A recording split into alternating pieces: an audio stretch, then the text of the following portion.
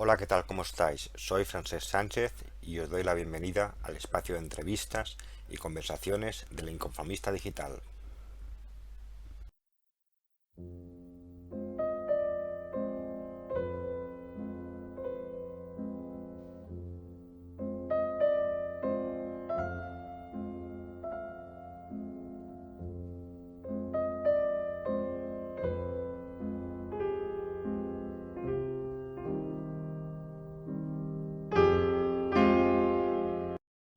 Volvemos a estar aquí en este ciclo de entrevistas y conversaciones en el Inconformista Digital y hoy tenemos con nosotros a Lourdes Prades. Lourdes Prades Artigas es doctora en Historia por la Universitat de Barcelona por la tesis als brigadistes de la Guerra Civil Espanyola a les fonts documentals, un prototipo de sistema de información digital. Asimismo, Lourdes es diplomada en Biblioteconomía y Documentación y también licenciada en Historia Contemporánea. Lourdes Prades ha escrito el libro Sistema de Información Digital sobre las brigadas internacionales, brigadistas, fuentes documentales y bases de datos.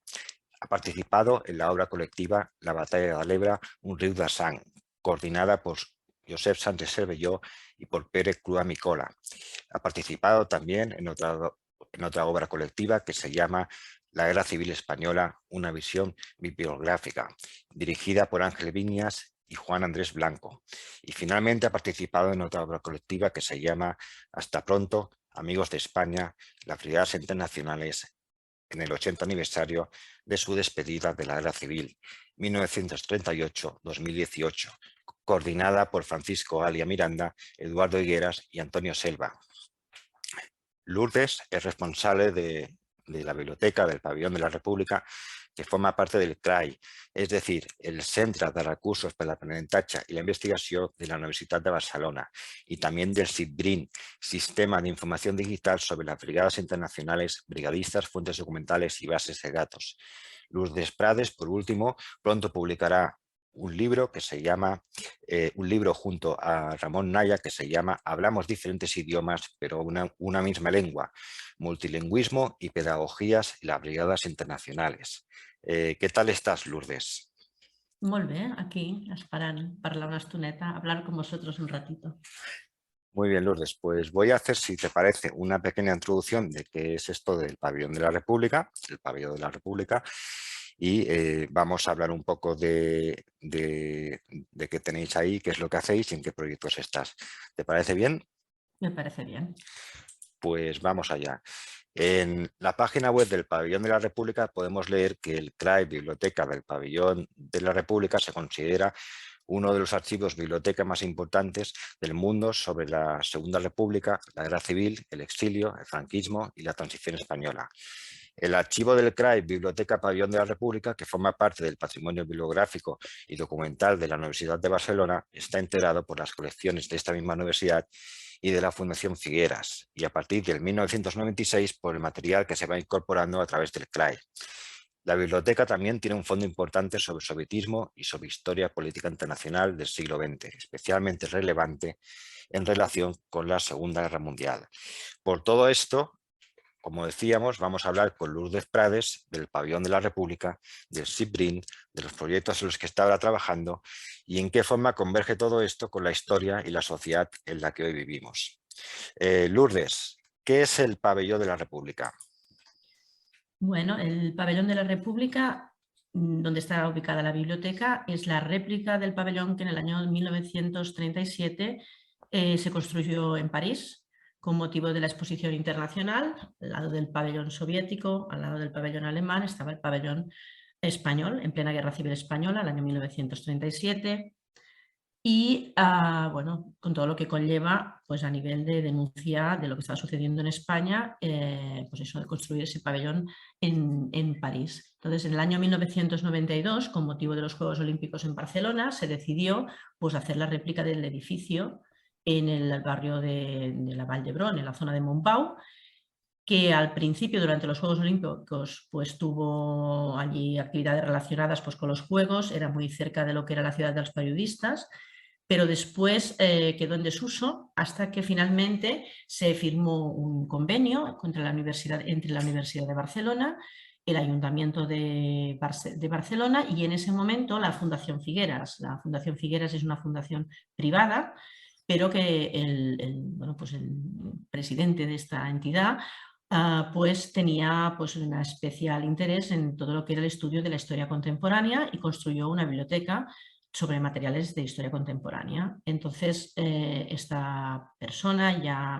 estaba enfermo y quería que esto pues que estuviera, cuando él pues ya no estuviera aquí, pues que este material estuviera en una entidad pública para que pudiera estar disponible para los investigadores. Y entonces, a través de este acuerdo, este material pues estaba, pues ya se dispuso que fuera al Pabellón de la República, porque era, claro, la Universidad de Barcelona. Entonces, unos años más tarde, pocos años más tarde, se incorporó también tanto el personal como el fondo documental del Centre d'Estudis Històrics Internacionals, el CEI, que era un centro fundado por Jaume Vicens Vives en el año 49 y que en ese momento, cuando nos trasladamos al Pabellón de la República, porque yo era personal del CEI en ese momento, pues lo dirigía el doctor Emili Giral.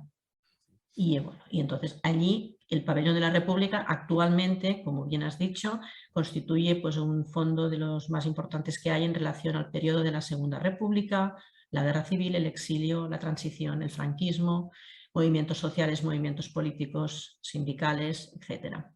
Y en cuanto a la tipología de documentación, pues podemos hablar de todo tipo de material. O sea, tenemos libros, tenemos prensa, una colección de más de 105.000 títulos, una colección de prensa de más de 10.000 títulos, fondo documental de archivo importantísimo, sobre todo basado en el exilio, el movimiento obrero, el movimiento estudiantil, y después otros materiales que son de interés también, sobre todo por su peculiaridad. En primer lugar están los carteles, la colección de carteles del periodo de la Segunda República y de la Guerra Civil, pero también los que hay actualmente, hasta la actualidad.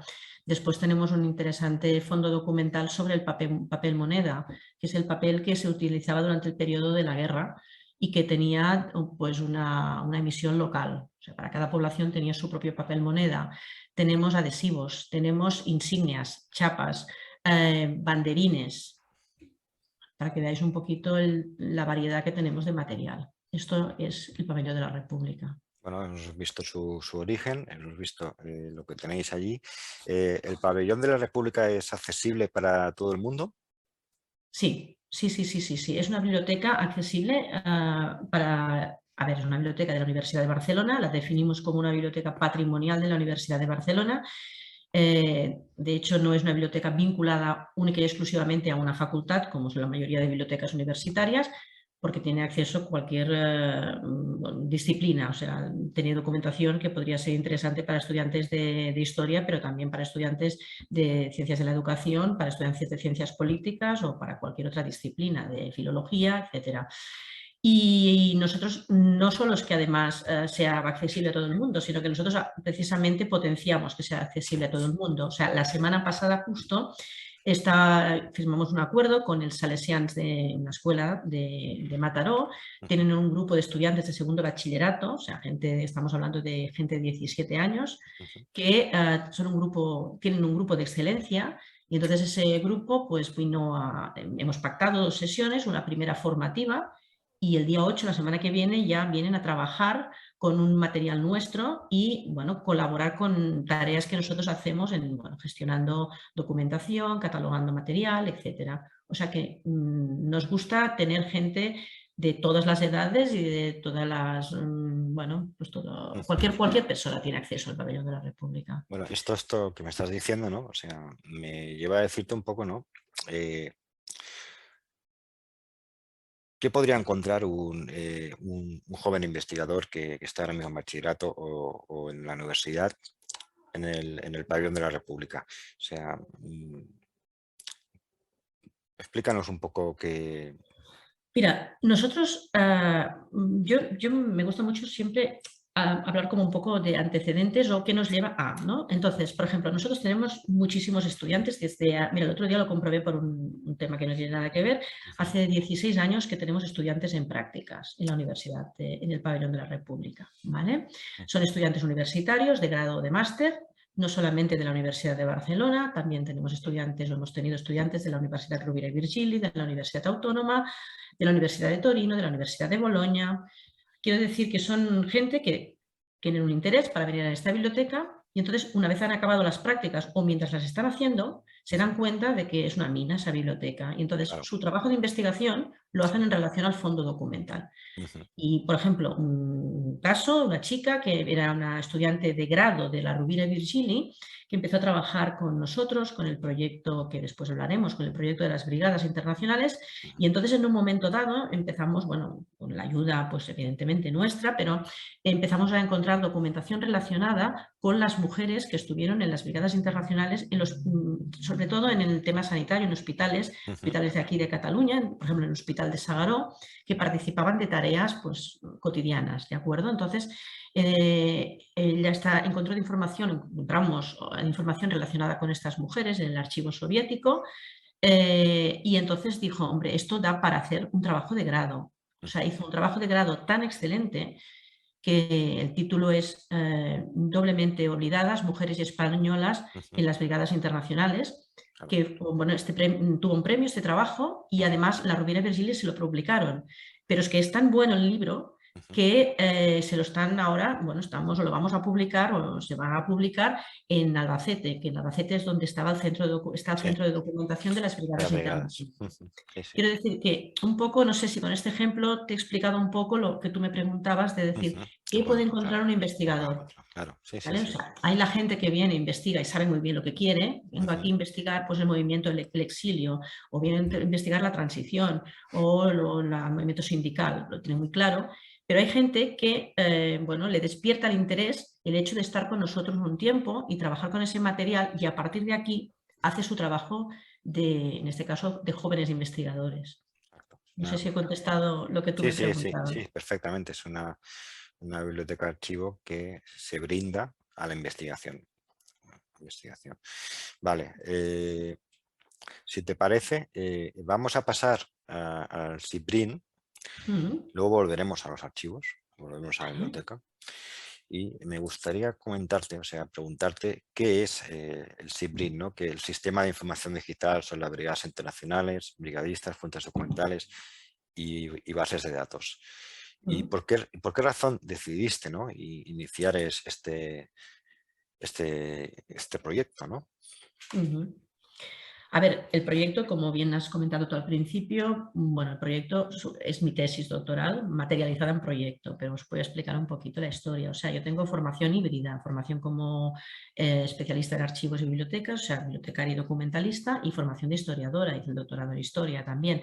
Entonces, claro, el hecho de estar trabajando en un centro como este es lo que o sea, utilicé los contenidos de historia, pero los métodos de trabajo del archivo. Y entonces en este caso fue cuando dije, bueno, quiero trabajar las brigadas internacionales, pero quiero como darle un poco la vuelta. Y entonces la hipótesis de trabajo y de por qué surge SITBRIN SITBRIN no es un portal, no es una web sobre las brigadas internacionales, es una web sobre los brigadistas internacionales. Entonces, como yo tuve más que idea, cómo hice esa reflexión, es el hecho de que en las brigadas internacionales, supongo que como en muchos otros fenómenos históricos, siempre se habla, o se hablaba, o la historiografía, las publicaciones, siempre hablaban de los mismos, de la gente que había tenido un cargo político, los que eran comisarios políticos, los que eran representativos pues, en una brigada, en un batallón, o los que habían tomado realmente decisiones vinculadas con las brigadas internacionales. Entonces, digo, bueno, ¿y dónde está la historia de estas 35.000, 40.000 personas, que eso a lo mejor lo hablamos después, de este baile de cifras, que vinieron, en principio, pues libremente a luchar bueno, pues para la República y contra el fascismo? Y bueno, y entonces, ¿qué les impulsó a venir? ¿Por qué lo hicieron? Si realmente todo lo que se dice es cierto, hay mucha literatura o mucho romanticismo, pero a mí me gustaba identificar a estas personas porque creo que tienen unas historias, muchísimos de ellos, por no decir todos, muy interesantes. O sea, solamente el hecho de venir aquí, el valor de venir aquí y dejarlo todo y bueno, arrear con las consecuencias que les llevó después a muchos de ellos el participar en una guerra por una política de no intervención de los respectivos países. Pues esto, de hecho, es de donde sale, donde surge SIDBRIN. O sea, SIDBRIN es, vale, vamos a explicar la historia, pero no de las brigadas internacionales, que esto ya se ha explicado. De las personas. Vamos a hablar de las personas. Ujú. Incluso sí que es verdad que en la historia de las brigadas internacionales, durante los años de la Guerra Civil Española, en los posteriores, sobre todo los años de la guerra, lo que hay es mucha producción bibliográfica relacionada con las memorias y los relatos personales. Ujú. Es después, evidentemente, hay un vacío historiográfico dentro del Estado español, Ujú. pero en el extranjero sí que ellos sí que van publicando pues publicaciones relacionadas con las brigadas y su estancia en España, pero no es hasta los años o a finales de los 80, primeros de los 90 que se abren los archivos y salen las primeras investigaciones un poco rigurosas, que ya no son pues tendenciosas, por llamarlo de alguna manera, ¿no? Y entonces realmente hay estudios interesantísimos sobre la participación de las mujeres en las brigadas internacionales, colectivos, por ejemplo, como los afroamericanos en las brigadas internacionales, los brigadistas de un determinado país o de una determinada brigada. Se desmitifican muchas historias, pero igualmente son historias colectivas de las brigadas internacionales. Y entonces lo que se pretende con el proyecto es individualizar y saber de las historias personales. Exacto. Como esas historias personales, ¿no? Esa pequeña historia, ¿no? Que explica la gran historia, ¿no? Que en ese momento, bueno, pues es la llegada de los brigadistas aquí, ¿no? Para luchar contra el fascismo realmente, ¿no? Porque hablando con Eduard Amurú, ¿no? Que estuvimos hablando extensamente de las internacionales, pues vimos que cada brigadista luchaban todos para defender la República, ¿no? Pero tenía sus motivaciones, ¿no? Particulares. Teníamos a los que luchaban contra el franquismo, pero tenemos también a los que luchaban contra Hitler, los alemanes, por ejemplo, ¿no? O podemos tener los negros que luchaban contra la esclavitud. Y podemos tener, pues, incluso los que luchaban contra una serie de leyes, ¿no? Represivas en su momento, ¿no? Que se podían dar en Estados Unidos o en otros sitios de Europa, ¿no? Y bueno, y todos confluyeron aquí, ¿no? Y es interesante, ¿no? Entrar en el SIDBRIN, ¿no? Y buscar, o sea, tanto por sus diferentes categorías, ¿no? Como personas, ¿no? Y ver un poco toda su trayectoria, ¿no? Porque en el SIDBRIN podemos ver dónde estaban encuadrados, dónde lucharon, qué es lo que escribieron, también se escribieron libros o en prensa, ¿no? Bueno, tú sabes que yo conocí a un brigadista, se llama Juan Miguel de Mora, que murió hace unos años, ¿no? Y él pues vino aquí muy joven, ¿no? Y él mintió, ¿no? En la edad que tenía para encuadrarse en el 5.º regimiento, ¿no? Lo descubrieron y lo pusieron en intendencia, ¿no? Pero finalmente, vaya historia, ¿eh? Finalmente este hombre pues acabó luchando en la batalla del Ebro, en la famosa Serra de Pàndols, en la cota 666, luego estaba la cota de la muerte también. Pues bueno, cuando los retiraron a todos ya, en el mes de noviembre del 38 fue, sí, en mes de noviembre del 38, pues a él... de noviembre. Sí, sí, sí. Le encargaron una de las columnas de exiliados, ¿no? Porque la guerra continuó, ¿no? Hacia lo que era Francia en ese momento, ¿no? Y bueno, te he contado esta historia porque creo que es una de las miles que tenéis ahí, ¿no? Y es interesante, ¿no? Entender por qué estas personas fueron a esta guerra, ¿no? Que es considerada por muchos como la última guerra idealista, ¿no? Y bueno, cada cual que saque sus conclusiones, ¿no? O sea, luego después de la Guerra Civil Española sabemos que pronto empieza la Segunda Guerra Mundial, ¿no? Y se vence a Hitler finalmente, ¿no? Pero dejan un dictador aquí en España, ¿no? Y hasta que no muere en la cama no desaparece. O sea, este es un poco, ¿no? La excepción, ¿no? que hubo entre muchos, yo creo que la mayoría, ¿no? de lo que pasó después de la Segunda Guerra Mundial en España.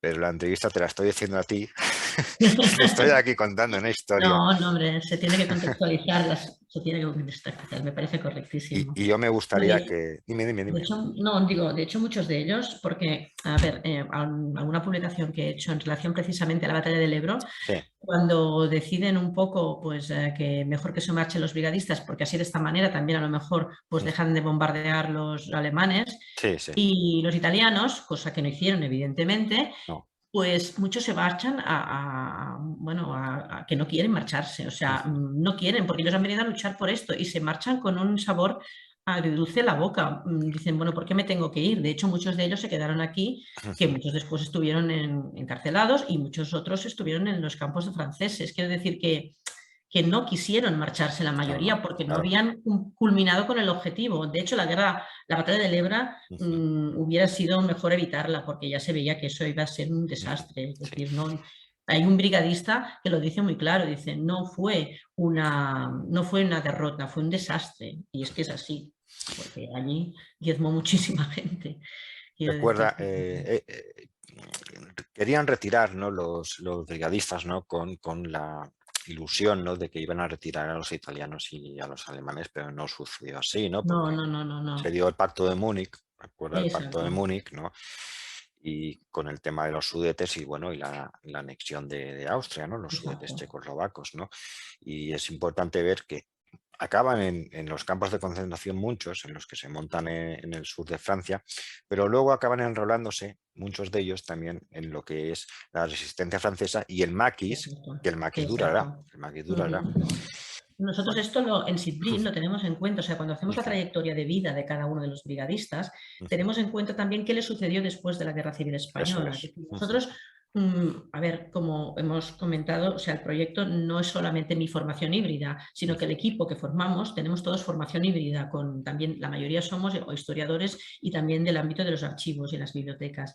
Y entonces, cuando montamos todo el proyecto, había una serie de ítems que teníamos que establecerlos y esos campos tenían que rellenarse con información. Entonces, uno de los que teníamos muy claros era precisamente qué les sucedió después.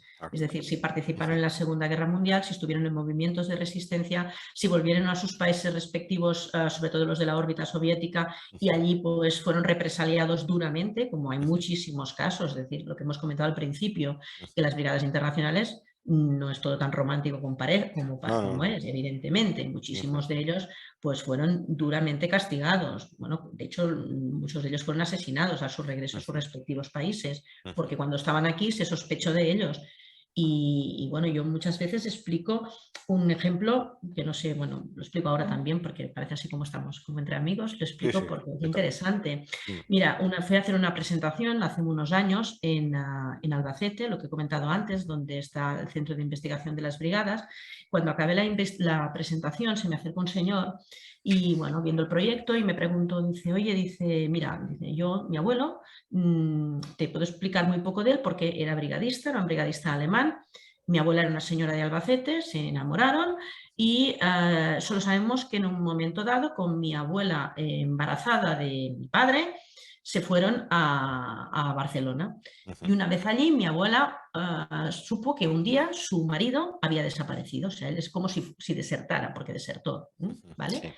Había desaparecido y le comunicaron que había sufrido, lo habían herido y había muerto en un bombardeo en Barcelona. Entonces, parece ser que la abuela después volvió a Albacete con la familia, donde estaba este señor que estaba hablando conmigo, el nieto, dice, y bueno, a través de la Cruz Roja Internacional, después intentaron saber qué le ocurrió, o sea, los familiares de él, del señor del brigadista alemán, en Alemania intentaban contactar a ver qué le ocurrió. Nadie supo nada de este señor. Entonces me dijo, ¿tú lo tienes en la base de datos? Lo miré y efectivamente sí que lo tenía, pero tenía información relacionada con, cuando llegó a Albacete, porque Albacete, hago un paréntesis, solamente para puntualizar, cuando llegaban los brigadistas, iban a Albacete, que era el centro de reclutamiento de las brigadas internacionales. Era un sitio que estratégicamente era muy bueno porque estaba lo suficientemente lejos del campo de batalla, pero a su vez, a nivel de logístico, era suficientemente grande y tenía los suficientes espacios para poder adiestrar en la medida que pudieran, porque de hecho tenían que ir rápidamente al campo de batalla, ¿no? Entonces, en Albacete es donde estaba el gran centro de reclutamiento, ¿vale? Entonces, sí que había información en la base de datos de cuando llegó este señor a Albacete con todos los alemanes, pero no se sabía nada más. O sea, en la base de datos, en las fuentes documentales, porque, abro otro paréntesis, SIDBRIN, el segundo, yo entiendo, nivel de importancia que tiene, aparte de hacer la historia individual, es que nos basamos siempre en las fuentes documentales. O sea, en la hermenéutica de las fuentes. Nosotros vaciamos las fuentes, interpretamos las fuentes y vamos introduciendo la información de las fuentes documentales. Bien, pues habíamos vaciado, lo que decimos en archivístico, en el ámbito de las bibliotecas, vaciado quiere decir, pues eso, hacer como una disección de la fuente documental, pero no teníamos más información de este señor. Digo, bueno, pues espérate, porque cuando llegué a Barcelona, miro el archivo soviético a ver si encuentro algo. Y empiezo a mirar por alemanes. En el archivo soviético está en una base de datos, está en línea, los documentos te los puedes bajar y están clasificados por diferentes como categorías, pero hay una donde están todas las fichas de los brigadistas por nacionalidad. Entonces busco los alemanes y efectivamente este señor, busco el nombre de esta persona y lo encuentro, pero solamente me daba información en relación a lo que ya sabíamos. Pues estaba en la brigada 15 o la brigada no me acuerdo cuál, llegó a Albacete pues tal fecha, enero del 37, pum, pum, pum. Sí que sabemos que en un momento dado este señor, no sabemos por la causa, estaba encarcelado, pero bueno, esto yo ya lo sabía porque había una fuente documental que ya me lo indicaba y que por tanto yo ya lo tenía en mi base de datos. Y entonces, claro, me extrañaba mucho no encontrar nada. Entonces, le di la vuelta y encontré carpetas de los archivos soviéticos, que además es muy curioso la clasificación, porque están todos los no comunistas identificados en una misma carpeta, es decir, desertores, espías, trotskistas, anarquistas, pumistas. Estos están todos juntos. Además, es muy divertido porque también están nazis, o sea, todos juntos, ¿vale? Los no comunistas. Es muy curiosa. Sí, sí, sí, sí. Entonces, me puse en estas carpetas y busqué los alemanes. Entonces, aquí empecé a encontrar que este señor, a partir de un momento, le empieza a seguir. Se sospecha de él porque, bueno, pues está desencantado con las brigadas internacionales y hay una serie de informes que dicen que esta persona, junto con otras personas, aparece este nombre diciendo que está desencantado y que se tendría que controlar de cerca. Se sabe, a partir de estas carpetas, de que habla de enemigos del comunismo, para darle un nombre colectivo. Sí. Entonces esta persona se va a Francia y allí entra en contacto con una persona calificada de agitador antibrigadas internacionales. Y este señor se marcha a Francia, ese señor alemán, porque en Francia, porque después lo pregunté al nieto, tenía una hermana, este señor. Entonces hay una indicación que se marcha una persona a Francia a ver qué estaba pasando con esta persona y se le empieza a controlar. Y a partir de aquí hay un salto como de 4 meses y entonces encuentro un documento que lo más curioso, a mí me sorprendió mucho, es todo de párrafos escritos en alemán relacionados con brigadistas alemanes con el mismo texto. Todos diciendo, esta persona no se sabe de ella a partir de tal fecha, ¿vale? Ya. Pero todos es la misma fecha, todos. Sí. O sea, entonces, claro, yo llamé al nieto, le dije, es que yo creo que he descubierto algo que vosotros no sabíais. Sí. Y lo eliminaron esta persona. Exactamente. Clarísimo. Mataron. Bueno, pues es esto, un poquito, ¿no? No sé si nos hemos ido un poco por los cerros de Úbeda. No, es un ejemplo, ¿no? Un ejemplo de coger una persona, un caso concreto, ¿no? E investigar tirando el hilo, ¿no? Un poco hacia dónde te lleva, ¿no? Y también es importante conocer, ¿no? Todo esto que dices, ¿no? Bueno, que al final tenemos algunas ideas, ¿no? De los buenos, de los malos, ¿no? Y claro. cuando hay una guerra, en este caso la Segunda Guerra Mundial, también la guerra civil, ¿no? Pues no todo es siempre no tan blanco y negro. No, para nada, para nada. No lo es, ¿no? Bueno, y lo que hemos explicado lo que comentamos, a ver, la mayoría sí que pertenecían al Partido Comunista o tenían ideología comunista, pero muchos venían aquí por intereses o bien aventureros, sinceramente. Eran jóvenes muchos de ellos y decían, ven, vamos a ver que vas de acuerdo por la libertad, por la república, por los ideales, no sé qué, pero venían con un espíritu aventurero. Después había otros que venían, y eso es así, por un tema económico. A ver, pues un campesino polaco, que a lo mejor eran varios miembros de la familia, una familia con varios hijos, esa gente estaba condenada a morir de hambre.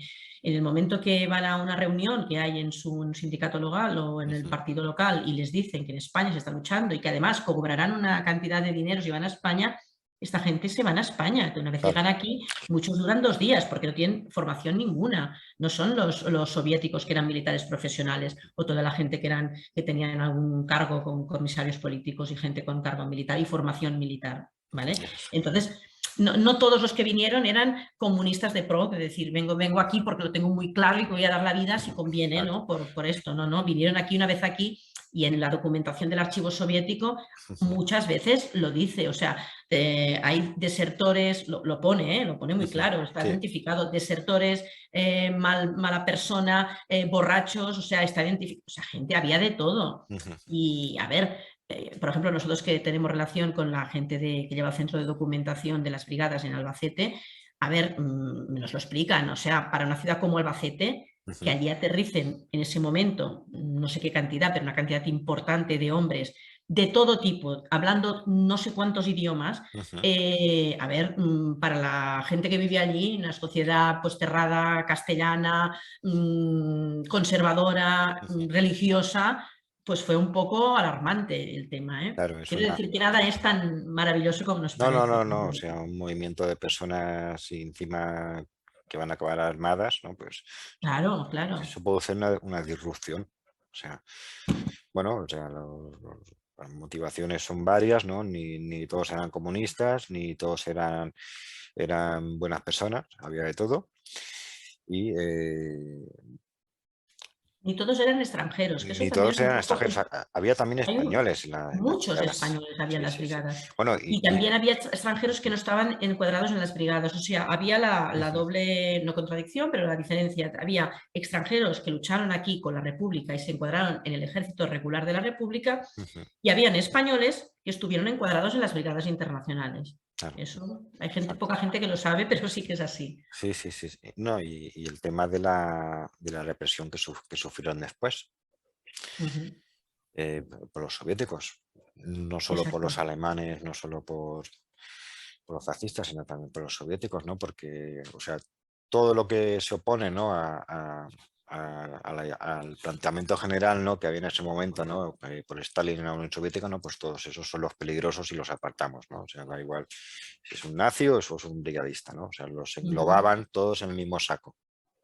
Es que además piensa que la gente que sufrió las purgas, por ejemplo, son gente con cargos representativos. Ya antes de empezar la entrevista he tomado nota de 3 o 4 ejemplos. Por ejemplo, hay una Vlasta Vesela, que es una mujer checa, doctora, fue teniente médico en el hospital de Albacete y después fue acusada de revisionista en los procesos contra supuestos disidentes de Slansky.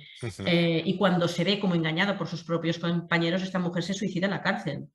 ¿Vale? Quiere decir que una mujer con cargo en las brigadas. O, por ejemplo, János Jalics, un húngaro, miembro del Partido Comunista Húngaro. Fue comandante de la 15 Brigada. Y en agosto del 37 se marcha de España porque la Unión Soviética le recriminan su comportamiento. Y una vez llega allí, lo depura. Quiero decir que no son gente pues estos soldados de rasos. Son gente con cargo que después cuando llegan allí, pues en un momento dado se ha sospechado de ellos y no tienen opción de defenderse. O sea, literalmente los liquidan. Es lo que pasó. Es lo que pasó, es la Es lo que historia, pasó, es la es que lo que hay. pasa. Sí, sí, Es lo que hay. la historia es así. Como estamos, yo creo que te podría preguntar, yo creo, algo del el libro que vas a sacar dentro de poco. O sea, porque Vale, conecta un poco con lo que estamos hablando, ¿no? Que eran personas de procedencia muy diversa, ¿no? Y de alguna forma se tenían que entender, ¿no? Y yo no creo que todos o la mayoría supieran castellano, catalán, o sea, ¿cómo se entendía esta gente? No, mira, bueno, os explico un poquito el principio, cómo surgió todo esto de este proyecto. Porque, Sí, bueno, sí, adelante. pasan cosas y entonces a partir de allí, bueno, lo que decíamos antes, ¿no? Sale... Mira, nosotros en un momento dado, en la Universidad de Barcelona, hay una cosa que se hace anualmente que se llama la Primavera de las Lenguas. Y entonces Ramón Naya es uno de nuestros colaboradores en el proyecto, es un investigador, somos colegas, los dos somos bibliotecarios, trabajamos en la universidad. Y entonces Ramón está en la biblioteca del campus de Mundet, que es el campus de educación. Entonces, Y en un momento dado, con Ramón hablamos de la propuesta de presentar la propuesta ese año en la Primavera de las Lenguas, el tema de las brigadas internacionales y la dificultad de entenderse por el tema de las lenguas. Entonces, cuando lo propone, pues les parece muy bien a los que lo organizan y nos dicen que de acuerdo. Entonces, a raíz de esto, organizamos una exposición muy modesta, pero muy modesta, con la ayuda de los compañeros que trabajan, pues los que imprimen los pósters, los que nos van a hacer el texto, no sé qué. Nosotros hacemos la parte del contenido, las imágenes, el texto, y hacemos una exposición, pues esto muy sencillita, en la Biblioteca de Educación y Pedagogía del campus de Mundet. Entonces, cuando con Ramón empezamos a preparar la exposición, yo le digo, hombre, Ramón, digo, es que esto da para hacer una comunicación. Y justo ese año coincide que hay el congreso del aniversario de la finalización de la Guerra Civil Española. Y bueno, decimos, presentamos algo. Y lo presentamos, que es en Albacete, en la Universidad de Castilla-La Mancha, y presentamos una comunicación. Bien, presentamos la comunicación en relación al aprendizaje de las lenguas y la educación en las brigadas internacionales, y solamente acabarla. O sea, fue muy curioso porque junto con nosotros presentaron a otros compañeros y todas las preguntas nos las preguntaban a Ramón y a mí. Y dijimos, bueno, pues esto que estamos muriendo de éxito. Pero es que al bajar nos proponen participar en una obra, hacer un capítulo en una obra de la Universidad de Graz y sobre el tema. Vale, decimos que sí, de acuerdo. Pero es que en el mismo congreso, entonces una profesora de no me acuerdo, la Universidad Americana, qué fallo, tendría que haberlo anotado, de una universidad americana, pero que colabora con la Universidad de Cádiz, Sí. El Servicio de Publicaciones de la Universidad de Cádiz nos propone hacer un libro. Y Ramón y yo decimos, pues venga, vamos a ello. Bien, el libro lo acabamos durante la pandemia. Como todo el mundo, bueno, pues lo acabamos porque lo llevábamos ya un poco atrasado y la pandemia nos sirvió para ponernos con el libro. Entonces, bueno, con la pandemia todo se ha puesto bastante. Y entonces, ahora que ya lo teníamos todo justo, la persona del Servicio de Publicaciones de la Universidad de Cádiz, pues bueno, pues se había jubilado, y hasta que los compañeros no han retomado el tema, pero el libro ya está, o sea, ya tiene portada y todo el libro. El libro ya está. Entonces, ¿cómo nos planteamos nosotros el libro? Nosotros el libro, lo que teníamos muy claro con Ramón es que no queríamos hacer el típico libro sobre el tema del multilingüismo y las brigadas, porque era realmente pues, un rollo. Queríamos hacer un libro un poco siguiendo con la filosofía de Sid Brin, es decir, dando voz a los brigadistas. Entonces, utilizamos fuentes primarias, utilizamos todo lo que es el archivo soviético, utilizamos memorias, biografías, relatos personales, y hemos construido el libro a través de de la palabra de los brigadistas en relación a las lenguas y la dificultad de entenderse. Y a ver, es un libro realmente de muchas anécdotas, porque es que pienso que además tiene que ser un libro de divulgación, ¿vale? Y entonces esto tuvimos un poco como de discusión con el tema de la línea editorial. Tenía que ser un libro académico publicado por una universidad, y nosotros decíamos que esto ni nosotros tenemos los suficientes conocimientos. Ha habido personas que han hecho estudios muy interesantes sobre este tema. Nosotros simplemente queremos explicar el día a día de todos estos hombres y mujeres cómo se entendían. Entonces, bueno, precisamente a partir de un artículo publicado en el Diario de Albacete en el año 37, creo que es el Babel de la Mancha, precisamente, quiere hablar de esto. O sea, así como el Babel acabó muy mal, lo que quiere decir el artículo es decir que aquí no acaban mal, sino como hemos nombrado, como hemos titulado el libro, es decir, hablamos diferentes idiomas pero en una sola lengua, ¿vale? Entonces, así a priori se organizaban pues idiomáticamente, es decir, todos los, yo qué sé, canadienses, ingleses, americanos, pues estaban en una brigada, los polacos, los batallones, sí, sí. Exacto, las brigadas y batallones. Entonces ya lo tenemos súper organizado y dices, pues muy bien, y se entienden entre ellos, evidentemente. Después, tenían sus sistemas para estar al día, los periódicos murales, la prensa de las brigadas, que a veces era hecha en más de un idioma, y era una prensa pues para entenderse entre ellos, para saber lo que estaba aconteciendo en el campo de batalla, pero la prensa en ella misma también era un elemento didáctico, puesto que había, por ejemplo, había listas de palabras en castellano, al lado de la palabra pues esto en polaco, en francés, en francés. Después había todo un sistema que tenían muy curioso de símbolos. Muchas cosas se las explicaban a través de símbolos. A lo mejor árbol eran 3 puntitos, camino era una raya, río eran 2 rayas. Y después, por ejemplo, también había palabras básicas que esas sí que se aprendían, porque es que de eso te iba a vivir o morir. Claro. O sea, si en un momento dado te dicen agáchate porque nos están disparando, si tú no entiendes qué quiere decir agáchate o al exacto. suelo. Sí, sí, sí, sí. Y después sí que es verdad que para ir a la batalla, Ujú. sí que esto se decía, parece ser, o lo hemos encontrado documentado, que se decía en todos los idiomas. Porque en el momento que la adrenalina está a 1000 y que te decían vamos a la guerra, Hacer en ese puntería. momento, o sea, Ujú, adelante, te lo decían ujú, adelante, avanti, ujú, lo decían en todos los idiomas porque es ese tu idioma el que tú entiendes. En ese momento la cabeza se te... ujú, Y entonces hay muchísimas anécdotas muy divertidas, bueno, muy curiosas. ujú, Por ejemplo, el tema cuando, claro, cada brigada tenía su propio hospital. Los checos tenían su hospital, los americanos tenían su hospital, los ingleses tenían su hospital.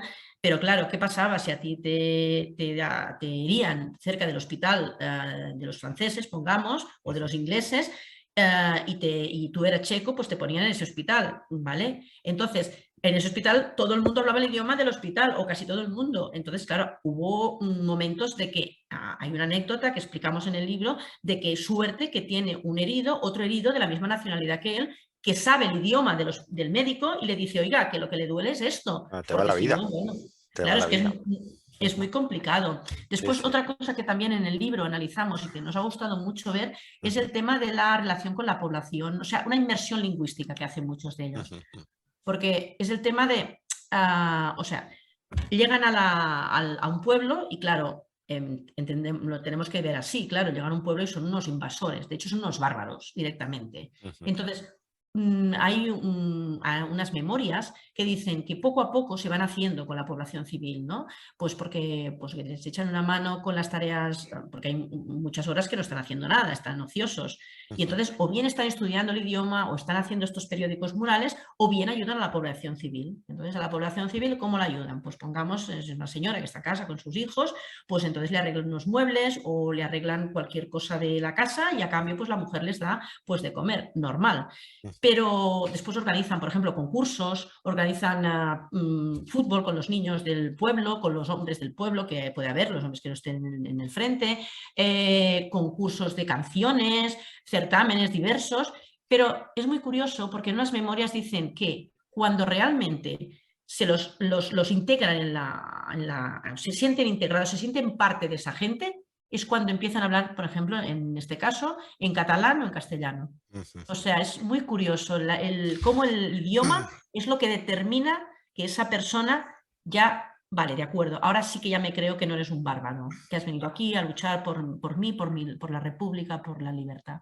Claro. Y entonces, bueno, nosotros nos lo hemos pasado muy bien haciendo el libro, Esto mucho. no, no, me parece súper interesante, pero es que yo voy más allá. O sea, esto sería en la guerra civil, pero realmente sería un ejemplo, ¿no? Para el momento que vivimos, ¿no? O sea, Ujú, lo podrías aplicar a cualquier sí. caso que se pueda dar, ¿no? O sea, Ujú, ujú. los idiomas, ¿no? O sea, la lengua no tiene que separarnos, sino que tiene que unirnos, ¿no? Exacto, exacto. En mejorar, ¿no? Mejorar, ¿no? La vida, ¿no? De todos, ¿no? ¿Y qué te puedo decir más? No sé, No, si no, te quieres te explico cosas, pero estaba, no sé. estaba pensando, ¿no? Cuéntame alguna anécdota que te hayas encontrado en esta investigación que has hecho y retomamos un poco el hilo. Pero cuéntame algo que te haya sorprendido, ¿no? Sí, bueno, Mm, sorprendido no, son anécdotas, quiero sí, decir. Ahora es que ahora no me acuerdo cuál es el sinónimo, pero es muy divertido porque mm, dicen, a ver, utilizan un sinónimo para robar, es muy divertido, o sea, no entienden el idioma, ¿no? ujú, Pero entonces no sé si es, no me acuerdo ahora, no me acordaré, me lo tendrías que haber dicho antes porque entonces busco la palabra exacta. Pero entonces utilizan una palabra comodín porque es muy divertida, entonces sí, sí, quieren sí, decir, hay un momento que explican en un texto, en un periódico mural de sí, sí. esto, es una prensa, en un artículo de una revista de una prensa de la prensa interbrigadista. Dice, tal persona, o sea, tal brigadista, tal, fulano, John, Ujú, lee, no sé, una palabra comodín, ¿vale? ujú, Me la invento porque no me acuerdo, pero ellos en vez de robar utilizan, por ejemplo, comprar, ¿de acuerdo? vale. Vamos a poner este ejemplo porque ahora no me acuerdo, No es quedan lo mismo, fatal. ¿eh? No es lo mismo, pero... No es lo mismo, no, pero quiero decir que Sí, sí, ellos, te no es ni entiendo. tampoco comprar, es, Sí, sí, sí. yo qué sé, es cualquier cosa tipo, yo qué sé, decorar, ¿eh? Cuando la Sí, sí, sí. encuentre, te la pasaré, lástima que no sea la Vale, vale. entrevista.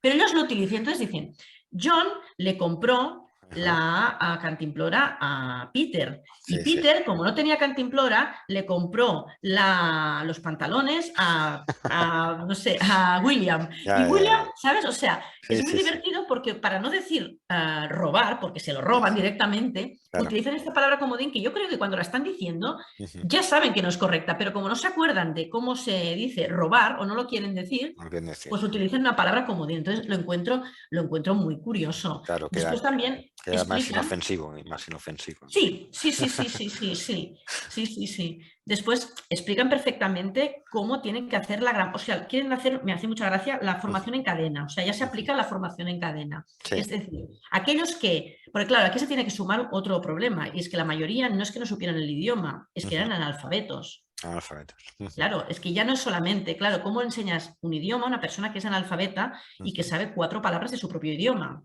ujú, ujú. ¿Cómo lo haces? Entonces, evidentemente, pues con la lectura y la escritura, poco. Y entonces, claro, utilizan recursos mil, sobre todo lo que he comentado antes, mucho gráfico, mucho dibujo, hay mucho cómic, Ujú. hay unos personajes de cómic que aparecen en la prensa y que esos personajes, pues bueno, son los con a partir de, a través de ellos, pues son como van aprendiendo pues un poco el idioma. Pero sobre todo el tema es para poder vivir y sobrevivir a una guerra. Exacto. Exacto. La función hacia el órgano, ¿no? Al final, ¿no? La necesidad, ¿no? La necesidad. Hace virtud, hace virtud. Ujú. Muy bien. Pues hemos hablado un poco de tu libro, ¿no? Y, eh, Y de Ramón, ¿eh? y de Ramón, y de Y de Ramón. Ramón, lo hacemos juntos. Libro de los dos, libro de los dos. eh, a través de historias personales, ¿no? Como las que están en el SIPRIN y también en el fondo en los archivos que tenéis en el Pabellón de la República, hay muchas historias Ujú. personales, ¿no? Eh, ¿Tú qué le dirías a un joven investigador que quisiera hacer una investigación histórica, o sea, sobre el pasado? ¿Qué es lo que le dirías tú? O sea, ¿qué le aconsejarías? ¿O por dónde podría tirar? ¿Cómo enfocarlo desde un mundo que es el que tenemos hoy, ¿no? Ujú. Diferente, ¿no? Al que ha pasado.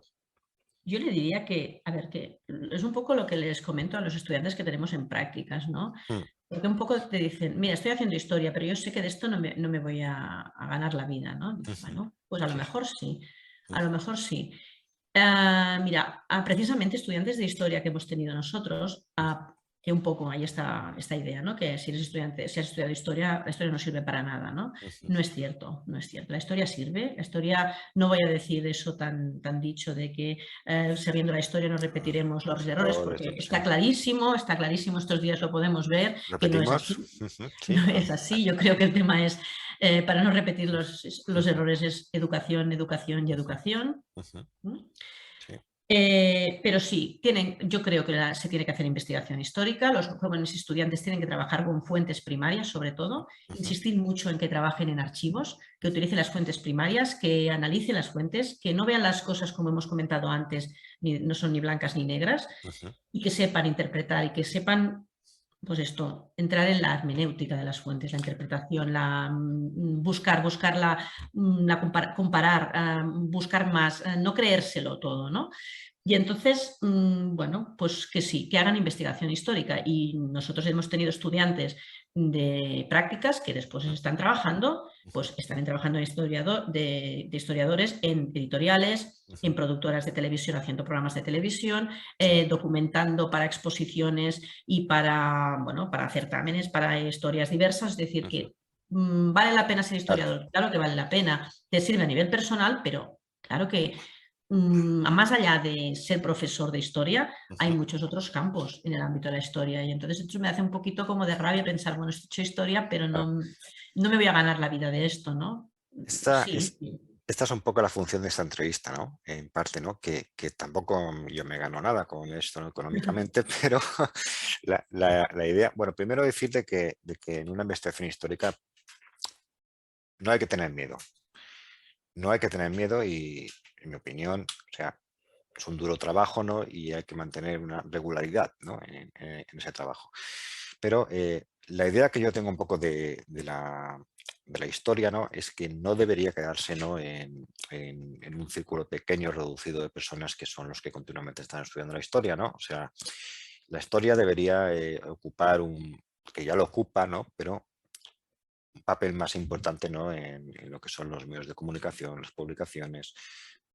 Yo creo que nos ayudaría a entender, mm, probablemente, como estamos viendo hoy, lo que está pasando en Ucrania, la historia se repite, ¿no? Ujú, ¿Vale? Pero al menos nos ayudaría a entender mejor el pasado, ¿no? Y extraer algunas lecciones, ¿no? Para intentar, ¿no? Intentar que las cosas no vayan exactamente, ¿no? De la misma manera, ¿no? Pero es un poco lo que yo digo, ¿no? O sea, yo en el Inconformista Digital, o sea, la idea es que es un proyecto de prensa, ¿no? Pero al mismo tiempo que contextualizamos lo que está pasando con el pasado, ¿vale? Porque el pasado en cierta forma explica, ¿no? Lo que está pasando ahora. Pero también ujú, esto tiene un doble sentido, ¿no? O sea, el doble sentido es que la historia también se tiene que saber comunicar y ujú, tiene que llegar a la gente, ¿no? Porque a fin de cuentas, si hacemos historias solo para mí, solo para ti o solo para nosotros, ¿no? Pues es muy reducido, ¿no? Esto, ¿no? O sea, hay que ver un poco el sentido más allá, ¿no? ujú, Eh, claro, si yo ahora a ti te digo guerra civil, si te digo república, segunda república, guerra civil, exilio, dictadura y transición, tenemos toda la historia de España, ¿no? Del siglo claro. XX, ¿no? ¿Vale? Ujú, Y yo creo que no se acaba de conocer bien ni valorar, ¿no? Estos periodos históricos, ¿no? Actualmente, ¿no? En la sociedad que tenemos.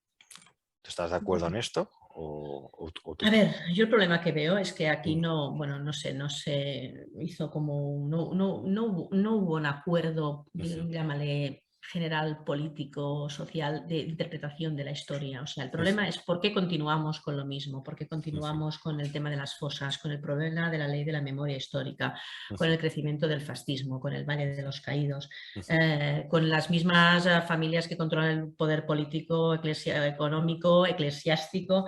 ujú, Bueno, porque hubo una guerra de vencedores y vencidos y porque, bueno, la represión que se ejerció durante el franquismo, pues esta represión pues se ocultó. Sí que ujú, está estudiada y denunciada por parte de los vencedores la represión de los primeros años de la guerra, la represión, por llamarlo de alguna manera, ujú, del anarquismo, etcétera.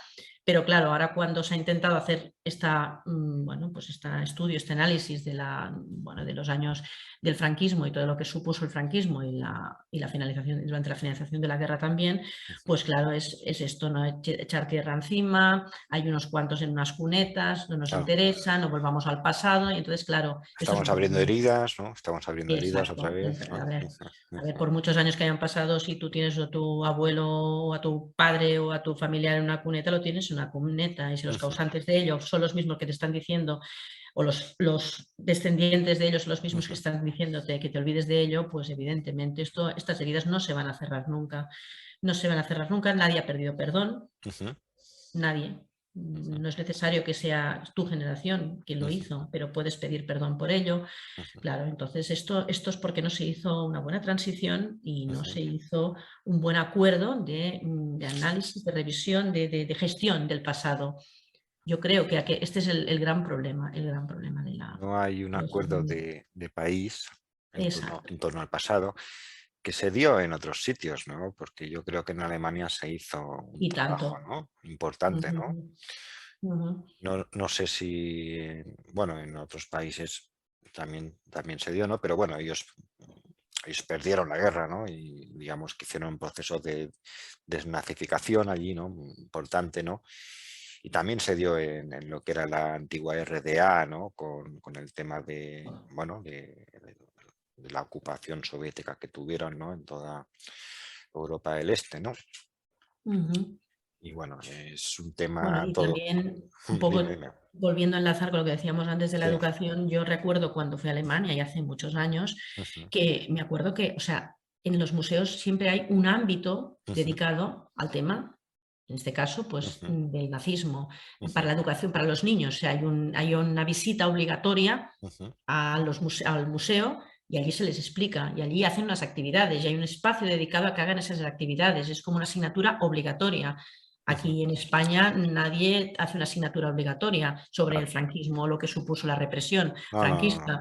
La Si no, semana pasada tuvimos ujú, estos estudiantes que ujú, son estudiantes de historia, de acuerdo, de segundo de vale. bachillerato, ¿vale? Ujú, ujú, Que son estudiantes de un programa de excelencia. ujú, Y cuando les planteé que uno de los trabajos que vamos a realizar a la próxima semana, que haremos el tema de las prácticas, será las brigadas internacionales, tuve que hacer un parón y preguntar, ¿sabéis qué son? ujú, Uno sabía lo que eran las brigadas internacionales y muy por encima. ujú. Claro, este es el problema, este es el gran problema. Es un asunto de educación también, ¿no? Si no Ujú. llegas a la universidad o te buscas la vida, ¿no? Por tu cuenta, ¿no? Investigando Exacto. o leyendo libros, pues es difícil de que conozcas este pasado, ¿no? Y hablamos de la guerra civil, ¿no? Pero también del franquismo también, evidentemente. Ujú. Y bueno, pero seguimos en esta guerra civilismo, ¿no? Aquí en este país, ¿no? Tenemos las formaciones políticas que tenemos, ¿no? Y bueno, y tenemos unas formaciones políticas que son herederas, ¿no? De lo que fue en Sí. su momento el franquismo, ¿no? Ya no hace falta ir a la guerra civil, ¿no? Que, No, no. bueno, pues parece que les moleste, ¿no? Que se hable de cosas del pasado que no fueron buenas, ¿no? Mm. No tenemos en este país un museo de la guerra civil. Tenemos, bueno, sí, tenemos algo en Corbera, pero un gran Sí. museo de la guerra civil no lo Son espacios tenemos. museográficos, espacios de, sí, En de. Cataluña tampoco lo tenemos, un gran museo de la guerra civil. No, no, no, no, no, no, no. Y Pero sí en Cataluña ya no hablo del hubo franquismo. debate en el Museo de Historia de Cataluña que solamente hay un par de salas En relacionadas con la guerra apartados, sí, civil. sí, sí, sí. Hubo un debate. Sí. Yo sé que en Guernica, cuando se hizo el Museo de la Paz de Guernica, Ujú, también hubo mucho debate. Pasa que en ujú, Guernica, pues sí que al final, evidentemente, se salieron con la suya como tenía que ser, ¿no? Pero ujú, simplemente para hacer la recreación del bombardeo, ese espacio museográfico, hubo ujú, mucho problema para el tema. Lo que pasa, ya digo que. Y aquí sí que hubo, hace unos años, como unos 7, 8 años, hubo la intención, porque yo estaba en un grupo de estos, como una comisión, de hacer un museo de la guerra civil, ujú. pero no se llegó a ningún acuerdo, porque es que no lo habrá nunca un Museo de la Guerra Civil aquí en España. No, no, claro, porque igual En se vende. Aragón creo que hay alguna cosa, en Aragón, pero no me acuerdo dónde, pero son como pequeños, No, bueno, porque es museillos. como, claro, ahora ya, si estamos de acuerdo en casi todo, ¿no? ¿Para qué remover esto, ¿no? Que nos puede Exacto. dividir, ¿no? Y tal. Bueno, pero es que no se trata de eso, se trata de conocer el pasado, ¿no? O sea, es como lo veo yo, vamos, es como lo veo yo, Ujú. que creo que lo compartimos tú y yo esto. Por supuesto que sí. Porque ahora ya, si yo te pregunto, claro, ¿qué importancia tiene un museo, un archivo y una biblioteca? Pues lo estamos hablando, ¿no? Lo estamos hablando, Sí, claro, claro, o sea, eh, es la claro. explicación de lo que somos ahora nosotros, ¿no? Ujú, ujú. ¿No? Porque si no, no. Estamos viendo la. No quería hablar del tema de la guerra de Ucrania, ¿no? Pero también es importante conocer el pasado más reciente, ¿no? Y bueno, y desde la disolución de la Unión Soviética, ¿no? O sea, Ujú, porque si ujú. no, yo creo que sí podemos llegar a entender, ¿no? Lo que está pasando, ¿no? Pero bueno, antes te tendrás que ir al 2014, ¿no? Tendrás que saber que ha habido una guerra civil, que hay una guerra civil en el Donbass, ¿no? Tendrás que saber antes, como comentaba yo en una entrevista recientemente, ¿no? En Onda Cero, Sí. de que en el 2004-2005 ya hubo tensiones por el tema del gas, ¿no? Pero también necesitarás saber que se disolvió la Unión Soviética en el 91, ¿no? Y poca gente sabe, ¿no? Que a ver, Claro. la Unión Soviética era una dictadura, ¿de acuerdo? Pero poca gente Sí. sabe que se hizo un referéndum y la gente votó que quería que continuara la Unión Soviética, ¿no? O sea, es que y luego todo Sí, eso, sí, claro, o sí. sea, explicamos, es que está Putin, pero ha habido una serie de procesos históricos, ¿no? Que han hecho de que este personaje Mm. esté donde está. Claro. Y en eso no solo son responsables los rusos, en mi opinión. Somos Ujú. responsables también Les interesa, nosotros, claro. nuestros Que les ha gobernantes. interesado, claro que sí. Claro que ¿Sabes? sí. Les ha Ujú. interesado y luego, como se ha convertido en adversario, ya, Claro. ya no Pues les ahora ya no interesa. nos interesa tanto. Y ahora tenemos una Es guerra así. aquí en Europa, ¿no? que no quería hablar contigo de esto, pero es que las tenemos que mencionar, ¿no? Porque Bueno, porque es la actualidad, es lo que hay. Somos parece que vamos historiadores. de cabeza, ¿no? Un poco de cabeza, ¿no? A un conflicto muy importante que ya lo tienen en Ucrania, ¿no? Pero que estamos pasando armamento, se está hablando poco. Y esto es, como dije, un antes y un después y puede traer consecuencias muy importantes, no solo para Rusia, sino para todos. No Para sé, todos. no sé. Hablábamos de guerra civil, ¿no? Y hablábamos de Segunda Guerra Mundial y hoy tenemos, bueno, pues el conflicto en Europa. Iba a decir Ucrania, pero es en Europa, otra En vez. Europa, es un Otra conflicto vez, ¿no? O sea, parece, ¿no? Que eso que decíamos, ¿no? De la historia, ¿no? Que se repite, ¿no? A veces, ¿no? Y bueno, y es un poco así como están las cosas. Hemos hablado de muchas cosas hoy, o sea, aunque ha sido ¿Y un no? poco rápido, ¿no? Pero hemos hablado de todo tu trabajo, de todo lo que es el pabellón de la República, también del SIPRIN y nos hemos dejado algo. Pues no Pregunto. sé. ¿Cómo lo ves? Sí, no te voy a pedir que hagas un último mensaje, pero van así.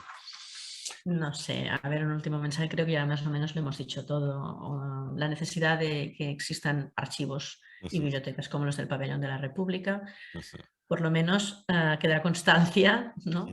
en la documentación, en los libros, en las publicaciones de esto, de la historia, ¿no? Que, bueno, quien tiene la opción de acceder a ellos y de investigar sobre ello y de saber, y quien no, pues evidentemente continúa sin ganas y sin interés por ello. Pero yo pienso que sí, que son necesarios archivos como estos y proyectos como SIPRIN. Yo un poco así, SIPRIN nosotros lo definimos como un proyecto de memoria y de agradecimiento. Quiero decir que es una manera de un reconocimiento y en eso lo notamos nosotros cuando muchos familiares de brigadistas nos escriben y nos dan las gracias por haber hecho una ficha individualizada con la fotografía y con la información de su familiar. Entonces, bueno, es una manera de agradecer a más de 35.000 hombres y mujeres que vinieron a luchar en una historia que nunca más se volverá a repetir. O sea, yo creo que un fenómeno de solidaridad tan grande como el de las brigadas no volverá a pasar Pero hay que nunca más. poner en valor esto. Yo creo que hay que poner en valor. Yo te voy a decir dos cosas. O sea, una que el SIBRIN se ha aplicado a brigadas internacionales. Pues se podría aplicar a otras cosas también. O sea, Muchas podría haber cosas. SIBRIN de la represión, podría haber SIBRIN Por de supuesto, de los exiliados, de la los represión, exiliados. claro, puede ser Sí, de sí. los deportados, de... A Tú ver, más que el conoces, SIPRIN es sí, la sí. metodología, la La metodología de metodología SIPRIN, me refiero. porque O el sea, SIPRIN trata de las fuentes. las historias personales, ¿no? En este caso yo recuerdo, hay bueno, una conocida barra amiga que tengo que es Sonia Subirats, no sé si conoces. Sí, de nombre sí, se Ella hizo dedica. un trabajo sobre los exiliados, porque ella es hija de exiliados catalanes en México, ¿no? Hicieron en su momento un trabajo interesante, ¿no? Que era sobre los hijos y nietos de exiliados, ¿no? En México. Y luego tiraron adelante un proyecto también de los barcos, ¿no? Que se fueron de lo Sí. que es España y Europa, ¿no? Con todos estos exiliados, no solo para México, sino para muchos sitios, ¿no? La Unión Soviética, Chile. sí, sí, al norte de África también, ¿no? Que no se sabe, ¿no? O sea, aquí hablamos a veces, es que vienen los refugiados de Oriente Medio, Sí, del norte de África. Claro, pero en su momento también hubo muchos españoles, ¿no? Que todos. se fueron, ¿sabes? Sí. No, no, o sea, son vías. Y en cuanto al pabellón de la República, uno de los objetivos, bueno, los objetivos modestamente, ¿no? Yo creo que en Cataluña es conocido, ¿no? El pabellón de la República, pero igual no lo es tanto, ¿no? Más allá del Ebro, ¿no? Quizá, ¿no? Y Bueno, yo hemos trabajado invitaría. mucho, ¿eh? Sí, Hemos sí, pero trabajado mucho para que sí, cada vez nos conozcan más, ¿eh? sí, Estamos... pero hablo de la gente corriente, ¿no? O sea, que sepa, Vale. voy a Barcelona, sé que está esto aquí, sé que me puede interesar, ¿no? Yo tengo unos estudios de historia y tal, y voy allí. O sea, poco así, ¿no? Porque, bueno, yo comentando con gente, ¿no? Y no lo conocían, ¿no? No es posible. Gente de A Madrid. ver, potenciamos mucho las redes sociales, ¿eh? Nosotros Sí, trabajamos mucho y potenciamos mucho las redes sociales porque entendemos que es una manera eso está de muy bien. llegar a mucha gente y es verdad que nos conoce muchísima gente. Y Ujú, después tenemos mucha repercusión porque cada vez nos piden más cosas. ujú. Por ejemplo, ahora tenemos una cosa con el Gobierno de Aragón, tenemos una Sí, cosa con Reina Sofía, tenemos, quiero decir, Museo de San Telmo. En ujú. Euskadi quiero decir que tenemos mucha repercusión, pero a nivel institucional que nos piden material para exposiciones, entonces lo Vale, prestamos. vale, vale. Tenemos exposiciones, Ujú, pues ahora hay una en Toulouse. Quiero decir que sí, ujú, que nos van reconociendo, pero claro, lo que dices tú tienes ujú, razón, o sea, convendría o sería ujú. muy positivo que nos conocieran, pues esto, un estudiante de historia, que no Claro. sea, pues la semana pasada vino un profesor de la Universidad de Alcalá y Ujú. una profesora de la Universidad de Santiago. Quiero Eso decir que es. los investigadores sí que nos conocen, Ujú. pero que nos gustaría que nos conocieran más, por supuesto que sí. Claro. Es un poco la idea, ¿no? De esta entrevista, ¿no? Que de hecho, ¿no? Y bueno, ¿se te ocurre algo más? O sea, No, o sea, has visto, al final aquí habíamos preparado una serie con un sí, guión ¿no? y al Un final ha sido, o guión, sea, se ha comprobado, ¿no? Por activa y por pasiva que hemos improvisado totalmente todo por supuesto. y yo creo que ha quedado bien, o sea, Bueno, no sé, ha quedado bien. no sé. Sí, sí, hombre, además llevamos pues una hora, casi una hora y 10, ¿eh? Sí, una ¿No? horita y 10, más o menos, más o menos. Ujú. Bueno, Lourdes, encantado de haberte hecho esta entrevista. Ya hace tiempo que nos Gracias. conocemos, ¿no? Punto. Yo pasé por allí, aunque no basé mi investigación en lo que es el país de la República, pero sí que pasé por allí para ver, sabes que hice Ujú, una investigación sobre España y la OTAN, ¿no? ujú, Y ujú. curiosamente ahora parece importante, ¿no? Esa investigación, ¿no? Ostras, Con lo que está pasando sí, ahora. sí. Pues yo pasé por allí y estuve repasando, aparte de todo el catálogo de libros que tenéis sobre la OTAN allí, ¿no? Ujú, Todo lo que fue el movimiento de protesta, ¿no? En contra de la OTAN, ¿no? ujú. Y encontré pues panfletos, encontré revistas, ¿no? Adhesivos, sí, sí, hay mucho Adhesivos, material. antimilitaristas, o sea, que, que vale la pena. O sea, vale la pena ir al pabellón de la República, Ujú, vale la pena consultar el SIPRIN y yo creo que sin tener un poco, o sea, aunque no seas una persona que te identifiques con esas ideologías, o sea, sin prejuicios, ¿vale? O sea, porque exacto. es importante eso, es importante acercarse, ¿no? a lo que es parte de nuestro pasado, es parte de Ujú, nuestro ujú, pasado. Y yo, pues ya sabes de que yo soy de los que piensan de que eso hicieron muy bien en venir aquí ujú, ujú, y eso lo valoro, ¿no? Y bueno, ujú, ujú. pasa que las cosas en la guerra fueron como fueron y la Es historia una pues guerra. pasó lo que Ujú, pasó, ¿no? exacto. Y bueno, Pues no pues sé, un placer. Lo sí, último es que dime. hacemos visitas. Quiero Ah, decir que la gente que vale, esté interesada, hacemos vale. visitas. Sí, Las sí, hemos parado con el COVID, sí. pero ahora ya las retomaremos. Quiero decir, hacemos visitas del edificio para los que son Ujú, bueno, del ámbito de la arquitectura y el diseño, ujú, por la peculiaridad del edificio, pero sí, también hacemos visitas mostrando el fondo documental y son vale. muy interesantes. O sea, que Ujú. sepáis o que se sepa que hacemos estas visitas guiadas para Bueno, enseñar, mostrar el fondo. pues os ¿Mm? animamos a todos los que seáis de Barcelona, de Cataluña o que lleguéis aquí y queráis ver una biblioteca archivo súper importante, Se pide con un poquito de tiempo y que hasta ahí pidan aparecemos. tiempo y que lo vean y que lo conozcan. Ujú. Bueno, pues Muy bien, esto es todo. gracias Un por abrazo a haber todos y pensado en amenazamos nosotros. con volver.